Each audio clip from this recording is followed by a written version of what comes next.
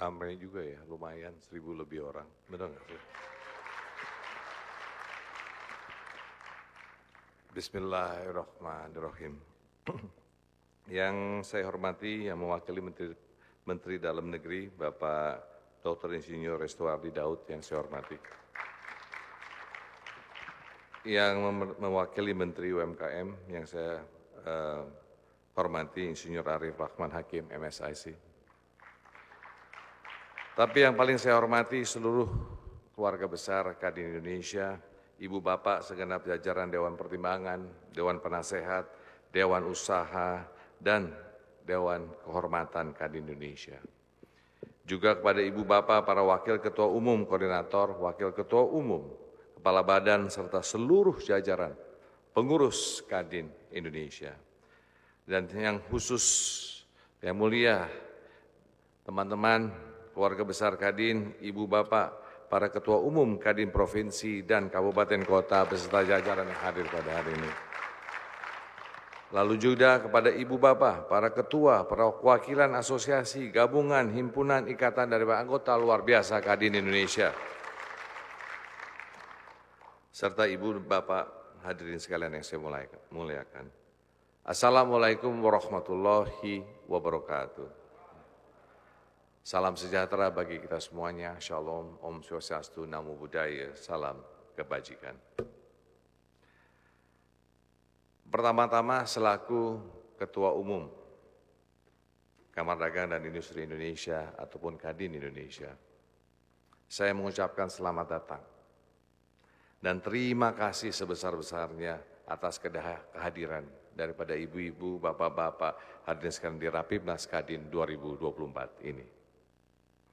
Saya juga ingin berterima kasih dan mengapresiasi kerja keras panitia, EC, OC, Ketua Penyelenggara yang mempersiapkan Rapimnas hari ini dengan waktu yang lebih singkat, sangat singkat sekali sebetulnya, jika dibandingkan dengan ketiga Rapimnas Kadin sebelumnya.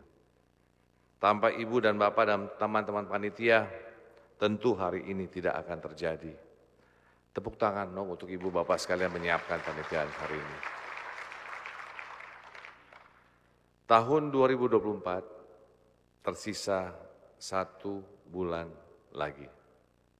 Meskipun pandemi telah berakhir dan tingkat suku bunga tinggi telah berlalu, perekonomian global masih menghadapi tantangan daripada VUCA namanya.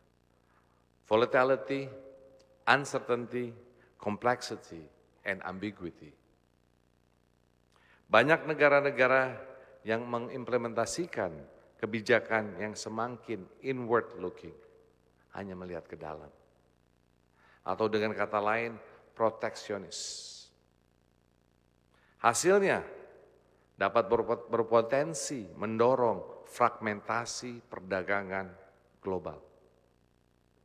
Selain itu, konflik geopolitik, Rusia, Ukraina, dan juga di Timur Tengah yang masih berlanjut, berdampak pada biaya logistik dan supply chain, serta volatilitas daripada harga komoditas. Belum lagi, pertumbuhan ekonomi global di tahun 2025 diprediksi stagnan. Ketidakpastian ekonomi dunia semakin terasa. Oleh karena itu, optimisme sangatlah penting.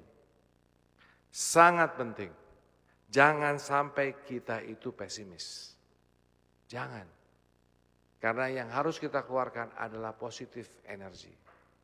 Kenapa? Karena pada saat yang sama, kita bisa menciptakan peluang bagi Indonesia. Jika ini semua dioptimalkan, pertumbuhan ekonomi 8% sangat mungkin terwujud.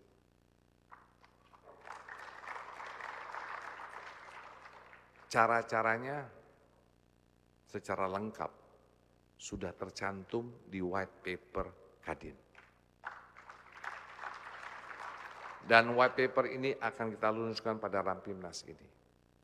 Indonesia memiliki potensi dari berbagai aspek. Misalnya dari demografi. Kita memiliki bonus demografi dan angkatan kerja yang terus bertambah. Di saat negara-negara lain mulai mengalami aging population, apun tambah tua. Jika kita keluarkan melalui vokasi dengan dukungan swasta, serta upskilling dan reskilling, kita bisa mencetak lebih banyak sumber daya manusia unggul sebagai motor pembangunan. Dari aspek industri, Indonesia berkontribusi lebih dari 50% produksi nikel global.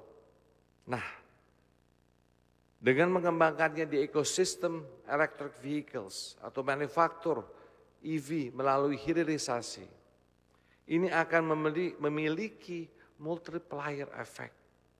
Multiplier effect yang luar biasa terhadap sektor-sektor lain dan membuka lapangan kerja. Indonesia juga punya UMKM.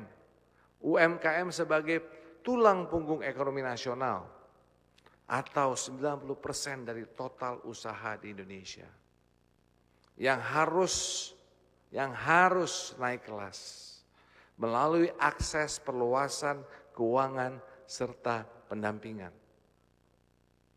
Dari segi potensi energi hijau, total potensi lebih dari 3.600 gigawatt. Dengan investasi teknologi hijau, kita bisa akselerasi dekarbonisasi dan ekonomi hijau. Terlebih di tahun 2024 ini, kita baru saja menyambut pemerintahan baru di bawah pimpinan Bapak Presiden Prabowo Subianto. Baru beberapa minggu menjabat, Bapak Prabowo langsung ngebut. Melakukan lawatan ke berbagai negara yang menghasilkan komitmen investasi senilai 18,5 miliar US dollar. Dan itu luar biasa. Tepuk tangan dong untuk Pak Prabowo dan untuk Indonesia. Dalam keadaan yang tidak baik saja di global ini. Ibu, Bapak yang saya hormati. Ekonomi dunia akan semakin banyak tantangan ke depannya. Resiliensi Indonesia perlu kita jaga. Peluang-peluang ekonomi perlu kita optimalkan. Kita punya target untuk mencapai pertumbuhan ekonomi 8% dalam 5 tahun ke depan. Sehingga di tahun 2045 kita bisa mencapai Indonesia Emas. Hal ini butuh gotong royong besar. Dan peran dari sektor swasta menjadi sangat penting. Kadin harus bisa menjadi mitra strategis pemerintah dalam berbagai agenda pembangunan ekonomi. Namun sayangnya, di tengah transisi pemerintahan dan berbagai tantangan dinamika ekonomi nasional yang kita lihat terjadi belakangan di Kadin Indonesia sungguh memprihatinkan. Sebelumnya saya berkunjung ke Laos untuk menghadiri ASEAN Business Investment Summit 2024. Saya juga sempat ke Riyadh di Arab Saudi untuk menghadiri Future Investment Initiative Conference 2024. Beberapa kali lawatan ke berbagai negara, pertanyaan dari kawan-kawan, pengusaha cuma satu, yang dari luar negeri. What happened to Kadin Indonesia? What happened to Kadin Indonesia? Sedih. Apa yang terjadi di Kadin Indonesia? Apa yang terjadi di Kadin Indonesia. Pengusaha di dalam negeri, di luar negeri, pemimpin negara-negara tetangga, ternyata mereka boleh juga tahu situasi kondisi Kadin. Terkait seluruh isu-isu yang terjadi. Selama ini kita sudah berupaya keras membangun image yang baik di mata global. Kita menyelenggarakan ASEAN Business Investment Summit pada tahun lalu. Adanya B20 di Indonesia tahun 2022 pada waktu G20. Dan berbagai bisnis forum selama 2-3 tahun ini diselenggarakan secara masif. Nah, kalau situasi dunia usaha begini, bagaimana kita bisa menjaga kepercayaan dunia usaha internasional? Kalau begini, bagaimana dengan target investasi kita? Bagaimana dengan target ekonomi 8% kita? Sebagai Ketua Umum Kadin Indonesia, saya tidak ingin dinamika organisasi ini terus berpanjangan. Saya ingin kita semua, pengusaha Indonesia, bersatu, bergotong royong, mengutamakan kepentingan ekonomi nasional. Sesuai juga dengan arahan dari Bapak Presiden Prabowo Subianto saat saya ke Tiongkok. Bapak Presiden memberikan instruksi yang jelas bahwa Kadin harus satu dan Kadin harus solid.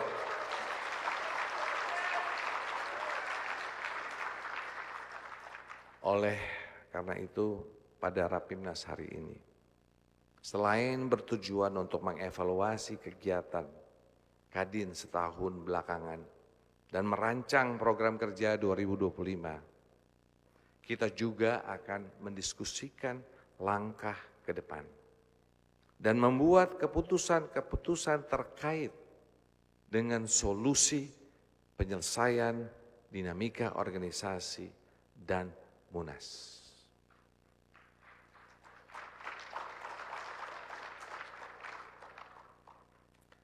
Karena ini bukan tentang saya. Karena ini bukan karena tentang siapapun. Sebagai seorang nahkoda, saya akan terus bertanggung jawab. Saya akan terus bersama teman-teman menjaga marwah Kadin. Namun, jika Munas terselenggara, saya tidak akan maju. Karena saya tidak akan mempertahankan posisi atas dasar kekuasaan. No. Karena Kadin harus tetap satu. Kadin harus solid, tegak lurus kepada undang-undang dan keputusan Presiden atau Kepres sebagai mitra pemerintah. Ibu, Bapak yang saya hormati, pada Rapimnas kali ini, Kadin Indonesia mengusung tema Kadin Satu, bersama pemerintahan baru mewujudkan pertumbuhan ekonomi 8%. Sesuai dengan amanat dari Undang-Undang Nomor 1 1987 yang juga diperkuat oleh Kepres Nomor 18 Tahun 2022. Kadin adalah mitra strategis pemerintah. Sejalan dengan momentum transisi pemerintahan di tahun 2024 ini, Kadin menegaskan untuk terus bersama dengan pemerintahan baru yang dipimpin oleh Bapak Prabowo Subianto. Kita akan turut mendukung agenda-agenda perekonomian nasional sehingga pertumbuhan ekonomi 8% dapat terwujud. Pada kesempatan ini juga saya juga ingin garis bawahi bahwa sejak awal Kadin sudah tegas memposisikan diri sebagai mitra strategis pemerintah. Hal ini bukan hanya omon-omon, tetapi bukti konkret dan nyata yang dilakukan selama ini lewat program-program. Tahun 2021, Kadin menghadirkan program vaksinasi gotong royong dan rumah oksigen gotong royong. Dampaknya, Alhamdulillah jutaan vaksin sudah terdistribusi saat pandemi COVID lalu. Di tahun 2022, Kadin menjadi host daripada G20 atau B20 Indonesia, menghasilkan 4 program warisan dan investasi sebesar 13 miliar US dollar. Di tahun 2023, Kadin juga menjadi bagian dari keketuaan ASEAN Business Advisory Council 2023 dan menyusun peta jalan Indonesia Emas 2045 yang diserahkan kepada Bapak Presiden Joko Widodo pada waktu itu. Di tahun 2024, Kadin mengadakan dialog Capres 2024. Kemudian menyambut pemerintahan baru, Kadin menyusun white paper arah kebijakan pembangunan bidang ekonomi 2024-2029. White paper ini dibuat sebagai usulan dunia usaha dan referensi dalam menyusun program kerja pemerintah maupun RPJMN 2024-2029. Kadin juga sudah membentuk sebuah yayasan arbitrase bertaraf internasional yang diberi nama Indonesia Center for International Arbitrations. Lembaga ini insya Allah akan menjawab kebutuhan pelaku dunia usaha yang membutuhkan alternatif penyelesaian sengketa yang lebih cepat dan efisien.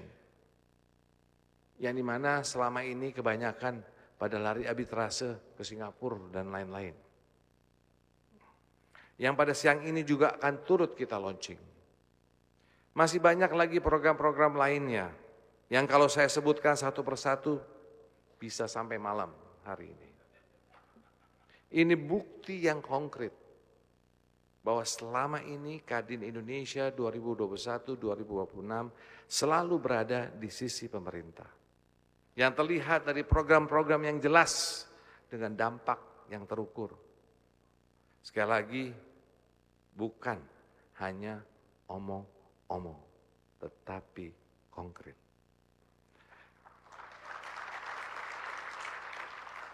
Kedepannya, Kadin Indonesia insya Allah harus terus menjadi mitra strategis pemerintah. Karena sekali lagi, pembangunan ekonomi butuh gotong royong dan Kadin mewakili dunia usaha. Siap untuk turut berkontribusi mewujudkan pertumbuhan ekonomi 8% di Indonesia, ekonomi yang adil, ekonomi yang bagi kesejahteraan bagi semua.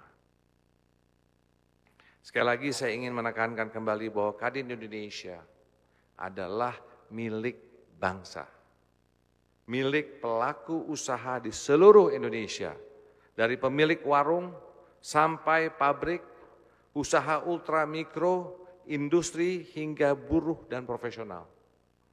Kedepannya masih banyak tugas kita untuk memajukan ekonomi bangsa. Oleh karena itu, Kadin Indonesia harus solid bekerja. Kita butuh seluruh pihak untuk kerjasama, kolaborasi, dan bergotong royong. Kita harus bersatu.